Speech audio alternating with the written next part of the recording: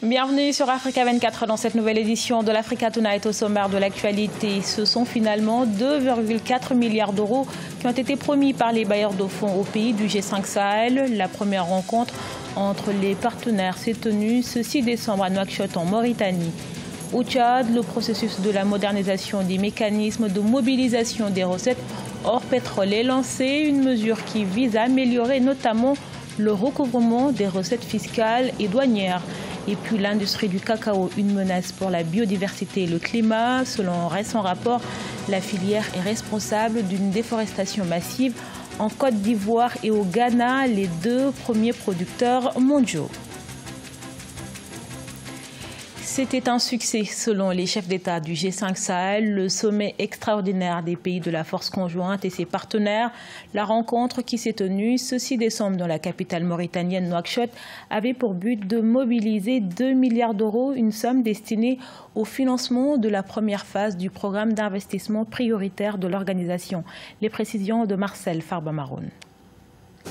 Le G5 Sahel, organisation qui regroupe le Burkina Faso, le Mali, la Mauritanie, le Niger et le Tchad, a tenu son premier sommet extraordinaire avec ses partenaires et bailleurs de fonds jeudi 6 décembre 2018 à Nouakchott, la capitale mauritanienne. Parmi les enjeux de cette rencontre figure le financement d'une quarantaine de projets communautaires dans cette zone en phase avec le PIP, programme d'investissement prioritaire axé sur 3 points, l'hydraulique, la gestion des conflits intercommunautaires et la sécurité intérieure. La rencontre a pour but de financer la SDS, stratégie du G5 Sahel pour le développement et la sécurité, adoptée en 2016. Le PIP, document de mise en œuvre de la SDS, comprend 40 projets structurants pour un montant total de près de 2 milliards d'euros, dont 13% ont été sécurisés par les États membres. Toutefois, les dirigeants des pays de la zone G5 Sahel sont appelés à redéfinir les priorités. Selon la Confédération Oxfam, celles-ci doivent être orientées vers la lutte contre la faim ainsi que l'amélioration de la situation nutritionnelle des populations en dépit des nombreux défis sécuritaires.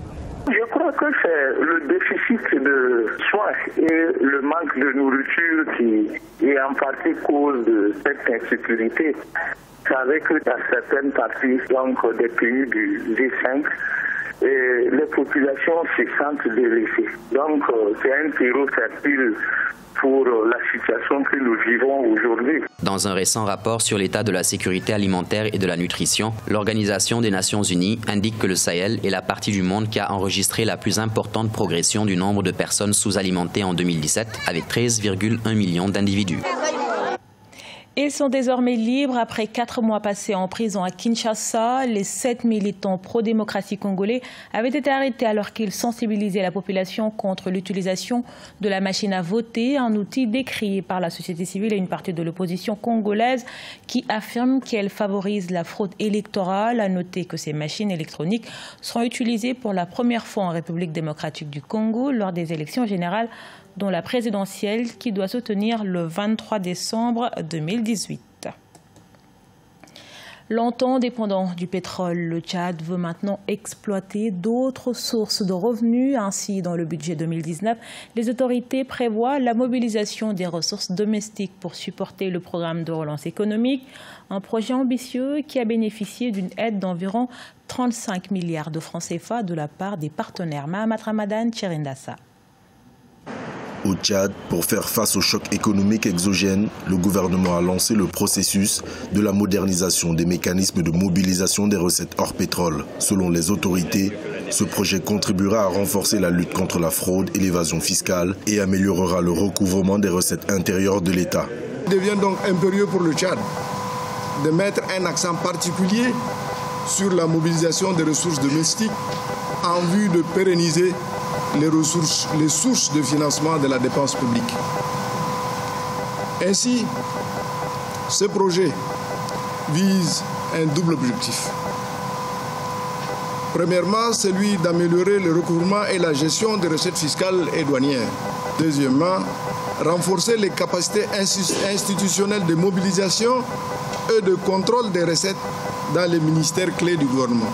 Pour la mise en œuvre de ce projet de mobilisation et de gestion des ressources intérieures, Le gouvernement tchadien a bénéficié d'une aide technique et financière de la Banque mondiale et du FMI, estimée environ à 35 milliards de francs CFA. Nous avons tendance à dire de mettre quand même l'accent sur les recettes pétrolières, alors que nous avons davantage de recettes hors pétrole qui sont là.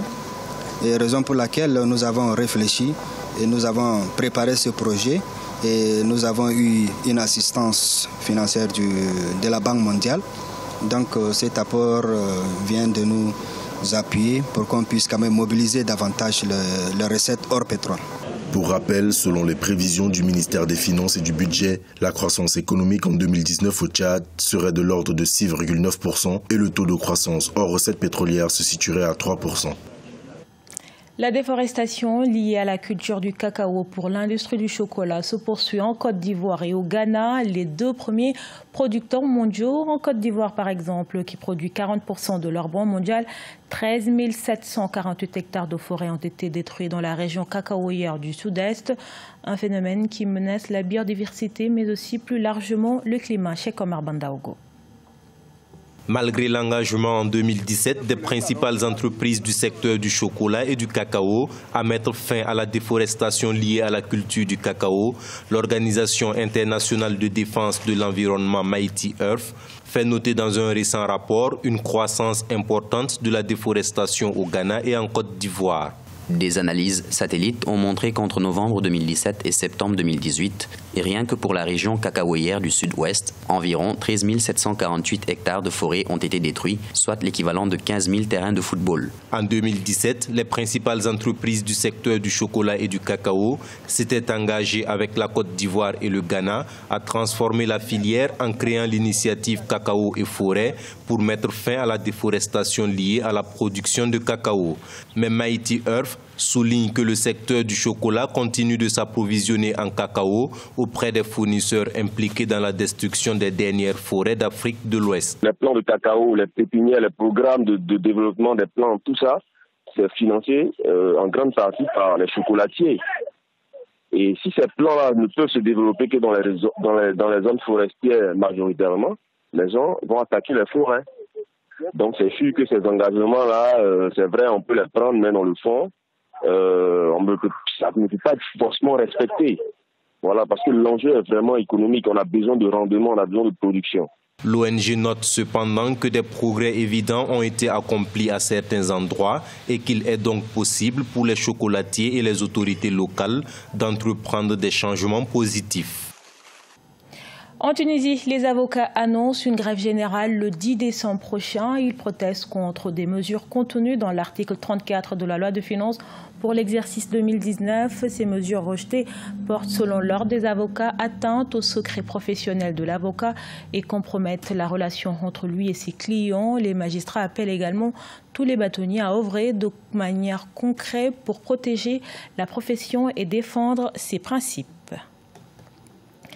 Le Cameroun s'apprête à organiser la CAN 2021 après le retrait de la prochaine édition de 2019. La Confédération africaine de football a en effet décidé d'accorder l'organisation de la compétition au Cameroun. La CAF met également en place de nouvelles dispositions pour accompagner le pays pour une meilleure organisation. Graziella Tchakonte. Le Cameroun ne sera ni sanctionné ni pénalisé pour la Coupe d'Afrique des Nations 2019. Le champion d'Afrique en titre organisera l'édition 2021 de la compétition. Ce vendredi 7 décembre, le président Paul Biya a officiellement écrit à la Confédération africaine de football pour accepter la proposition d'organiser la CAN 2021, un accord qui scelle le nouveau partenariat entre la CAF et le Cameroun. C'est une nouvelle philosophie et une nouvelle logique parce que la CAF compte installer, à partir de l'année prochaine, installer un bureau au Cameroun qui va assurer une mission d'accompagnement pour l'accomplissement à bon terme et dans les normes de tous les chantiers qui ont démarré déjà. Les autorités camerounaises ont promis de réaliser l'ensemble des infrastructures conformément au cahier de charges. Cette décision de la CAF entraîne un réajustement du calendrier, la Côte d'Ivoire étant proposée pour la CAN 2023. Une opportunité, selon la CAF, pour permettre à chaque pays organisateur de finaliser les infrastructures et de réussir la meilleure organisation possible avec l'accompagnement de la CAF. La CAF a estimé qu'effectivement il fallait avoir une nouvelle approche qui est celle de l'accompagnement du candidat organisateur de notre CAN et permettre effectivement aux Camerounais de pouvoir disposer du temps pour terminer sans pression les différents chantiers et mieux les terminer. Dans le cadre de la CAN 2019, un appel à candidature a officiellement été lancé ce vendredi 7 décembre. Le Maroc et la République du Congo se sont d'ores et déjà manifestés. Les autres nations intéressées ont jusqu'au 14 décembre 2018 pour officiellement faire acte de candidature. Ce journal a été réalisé par l'ensemble de la rédaction. Merci pour votre fidélité. Retrouvez dans un instant une nouvelle édition de l'actualité sur Africa 24.